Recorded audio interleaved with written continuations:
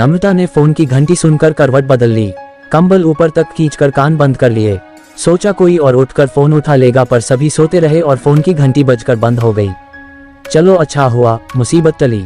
पता नहीं मुनहंधेरे फोन करने का शौक किसे चर्राया, नम्रता ने स्वयं से ही कहा। पर फोन फिर से बजने लगा तो नम्रता झुंझला गई। लगता है घर में मेरे अलावा ये घंटी किसी को सुनाई ही नहीं देती। उसने उठने का उपक्रम किया, पर उसके पहले ही अपने पिता शैलेंद्र बाबू की पदचाप सुनकर वह दोबारा सो गई। पिता ने फोन उठा लिया। क्या क्या कह रहे हो कार्तिक? मुझे तो अपने कानों पर विश्वास ही नहीं होता। पूरे देश में प्रथम स्थान। नहीं, तुमने कुछ गलत देखा होगा। क्या नेट पर समाचार है? अब तो आपको मिठाई खिलानी ही पड़ेगी। हाँ है मिठाई, हाँ क्यों नहीं, घर आओ तो मिठाई, क्या शानदार दावत मिलेगी तुम्हें। शैलेंद्र बाबू फोन रखते ही उछल पड़े। थोड़ी देर पहले की मीठी नींद से उठने की खुमारी और बौखलाहट एक क्षण में उलझू हो गई। सुचित्रा, नम्रता, अनिमेष, कहाँ हो तुम तीनों?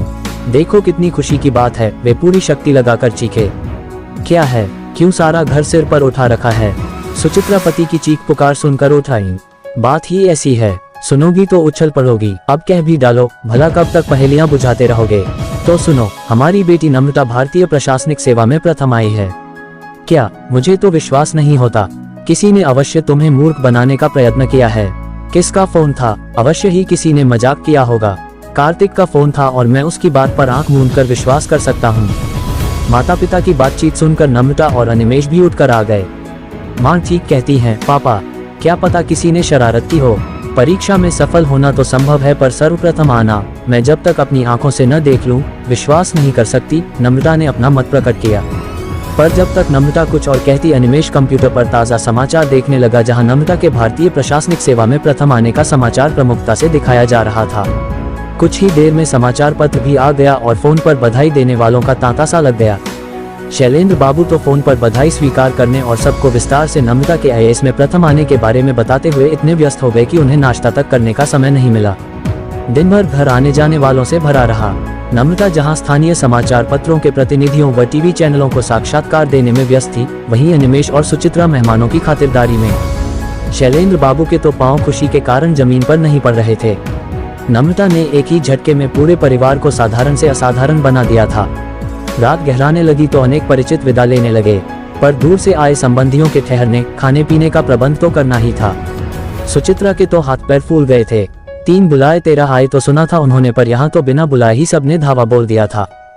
वे अनिमेष को बार बार बाजार भेजकर आवश्यकता की वस्तुएं मंगा रही थीं और स्वयं दिन भर रसोई में जुटी रहीं। अतिथियों को खिला पिला वसूला कर जब पूरा परिवार साथ बैठा तो सभी को अपनी कहने और दूसरों की सुनने का अवसर मिला। मुझसे नहीं होता इतने लोगों के खाने पीने का प्रबंध, कल ही एक रसोई का प्रबंध करो। सबसे पहले सुचित्रा ने अपना दुखड़ा कह सुनाया। क्यों नहीं, कल ही से रख लेते हैं, कुछ दिनों तक आने जाने वालों का सिलसिला चलेगा ही। शैलेंद्र बाबू ने कहा। माँ, घर में जो भी सामान मंगवाना हो उसकी सूची बना लो, कल एक साथ लाकर रख दूंगा। आज पूरे दिन आपने मुझे एक टांग पर खड़ा रखा है। अनिमेष बोला। तुम लोगों को एक दिन थोड़ा सा काम करना पड़ जाए तो रोना पीटना शुरू कर देते हो, पर जो सबसे महत्वपूर्ण बातें हैं उनकी ओर तुम्हारा ध्यान ही नहीं जाता। शैलेंद्र बाबू गंभीर स्वर में बोले।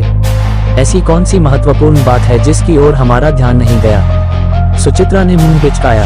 कार्तिक, आज सुबह सबसे पहले कार्तिक ने ही मुझे नम्रता की इस अभूतपूर्व सफलता की सूचना दी थी, पर मैं पूरे दिन प्रतीक्षा करता रहा और वह नहीं आया। प्रतीक्षा केवल आप ही नहीं करते रहे पापा, मैंने तो उसे फोन भी किया था। जितना प्रयत्न और परिश्रम मैंने किया उतना ही उसने भी किया। उसे तो जैसे धुन सवार थी कि मुझे इस प्रतियोगिता में सफल करवाकर ही मानेगा। मेरी सफलता का श्रेय काफी हद तक कार्तिक को ही जाता है। सब कहने की बात है, ऐसा ही है तो स्वयं क्यों नहीं दे दी आईएएस की प्रवेश परीक्षा? क्योंकि वह चाहता ही नहीं माँ, उसे पढ़ने पढ़ाने में इतनी रुचि है कि वह व्याख्याता की नौकरी छोड़ना तो दूर, अर्थशास्त्र में PhD करने की योजना बना रहा है। तो अब मेरी बात ध्यान से सुनो। अब तक तो तुम दोनों की मित्रता ठीक थी, पर अब तुम दोनों का मिलना जुलना मुझे पसंद नहीं है।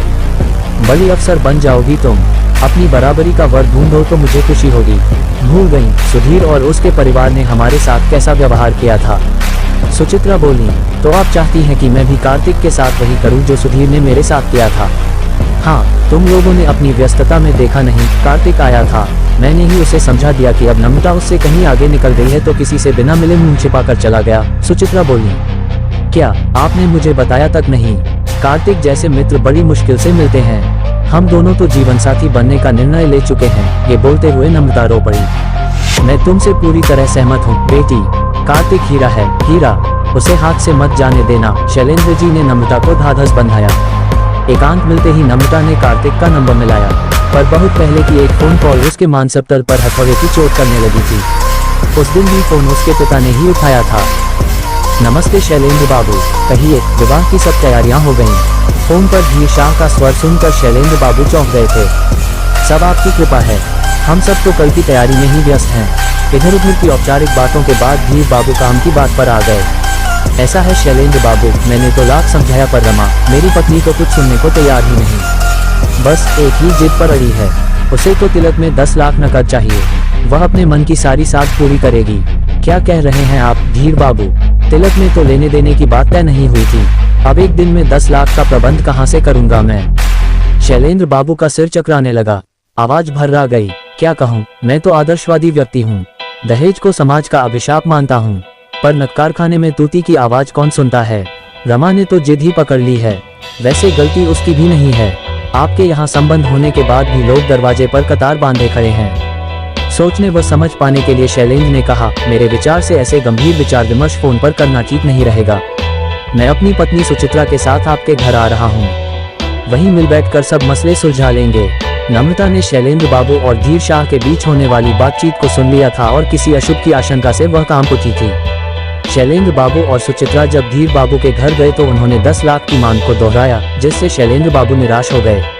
जब नम्रता से सुधीर का संबंध हुआ था तब सुधीर डिग्री कॉलेज में साधारण सा व्याख्याता था, पर अब वह भारतीय प्रशासनिक सेवा का अफसर बन गया था। इसी कारण वर का भाव भी बढ़ गया। अफसर बनते ही सुधीर का दुनिया के प्रति नजरिया भी बदल गया।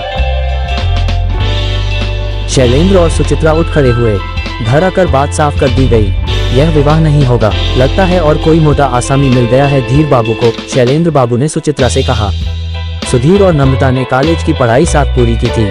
दोनों के प्रेम के किस्से हर आम और खास व्यक्ति की जबान पर थे। एमफिल करते ही जब दोनों को अपने ही कॉलेज में व्याख्याता के पद प्राप्त हो गए तो उनकी खुशी का ठिकाना न रहा। उनके प्यार की दास्तान सुनकर दोनों ही पक्षों के माता पिता ने उनके विवाह की स्वीकृति दे दी थी। नम्रता से विवाह तय होते ही जब सुधीर का IAS में चयन हो गया तो सुचित्रा और शैलेंद्र बाबू भी खुशी से झूम उठे। वे मित्रों, संबंधियों और परिचितों को ये बताते नहीं थकते थे कि उनकी बेटी नम्रता का संबंध एक IAS अफसर से हुआ है। नम्रता स्वयं भी कुछ ऐसा ही सोचने लगी थी। वह जब भी सुधीर से मिलती तो गर्व महसूस करती थी, पर आज सब कुछ बदला हुआ नजर आ रहा था।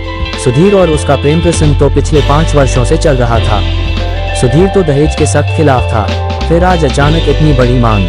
वह छटपटा कर रह गई। उसने तुरंत सुधीर को फोन मिलाया। उसे अब भी विश्वास नहीं हो रहा था कि सुधीर और उसका परिवार तिलक से ठीक पहले ऐसी मांग रख देंगे। वह सुधीर से बात करके सब साफ साफ पूछ लेना चाहती थी। उन दोनों के प्यार के बीच में ये पैसा कहाँ से आ गया था? हेलो सुधीर, मैं नम्रता बोल रही हूँ। हाँ कहो नम्रता, कैसी हो? कल की सब तैयारी हो गई क्या? यही तो मैं तुमसे पूछ रही हूँ। यह एक दिन पहले क्या 10 लाख की रट लगा रखी है? मेरे पापा कहाँ से लाएंगे इतना पैसा? शांत नम्रता शांत, इतने सारे प्रश्न पूछोगी तो मैं उनके उत्तर कैसे दे सकूंगा? बनो मत, तुम्हें सब पता है। तुम्हारी स्वीकृति के बिना वे ऐसी मांग कभी नहीं करते, नम्रता क्रोधित स्वर में बोली। तो तुम भी सुन लो, क्या गलत कर रहे हैं मेरे माता पिता? लोग करोड़ों देने को तैयार हैं, कहाँ मिलेगा तुम्हें और तुम्हारे पिता को IAS वर्ग? तुम लोग इस छोटी सी मांग को सुनते ही बौखला गए। सुधीर का बदला सुर सुनते ही स्तब्ध रह गई नम्रता।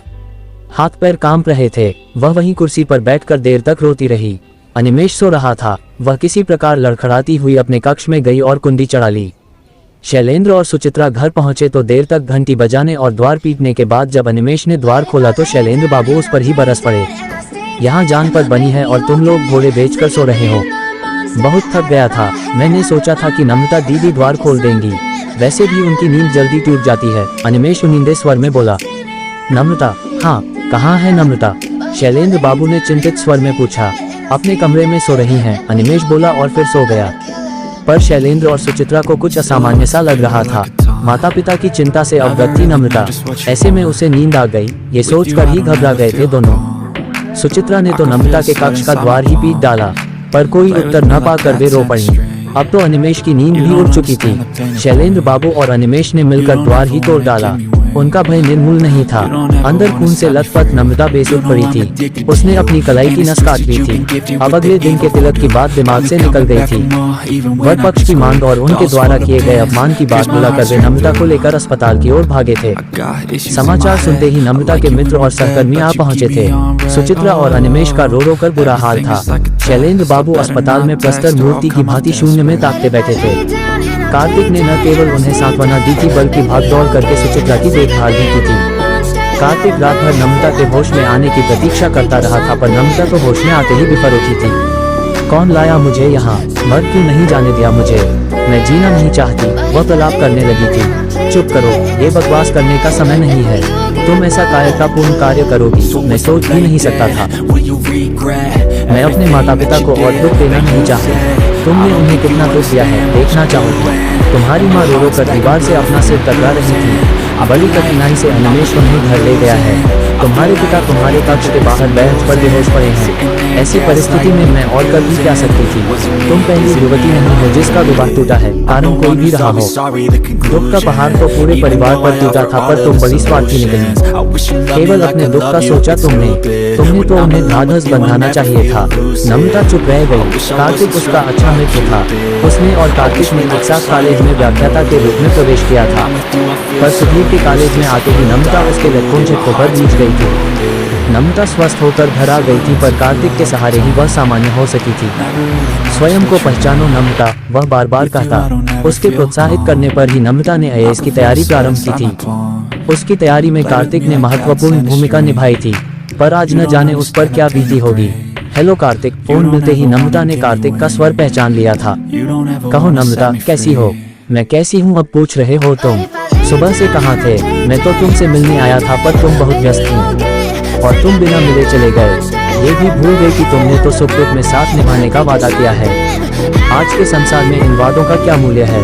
मेरे लिए ये वादे अनमोल हैं कार्तिक। हम कल ही मिल रहे हैं। बहुत सी बातें करनी है, बहुत से फैसले करने हैं। ठीक है न? नम्रता ने व्यग्रता से पूछा था। ठीक है नम्रता, तुम भी मेरे लिए अनमोल हो, ये कभी मत भूलना। कार्तिक ने अपने एक वाक्य में अपना हृदय ही उड़ेल दिया था। नम्रता की आंखों में आंसू झिलमिलाने लगे थे। तृप्ति व खुशी के आंसू थे। प्यारे दोस्तों, अगर हमारा ये वीडियो अच्छा लगा हो तो हमारे YouTube चैनल को सब्सक्राइब व वीडियो को लाइक शेयर जरूर करें। धन्यवाद आप सभी को। फिर मिलेंगे अगले वीडियो में, तब तक के लिए दीजिए इजाजत।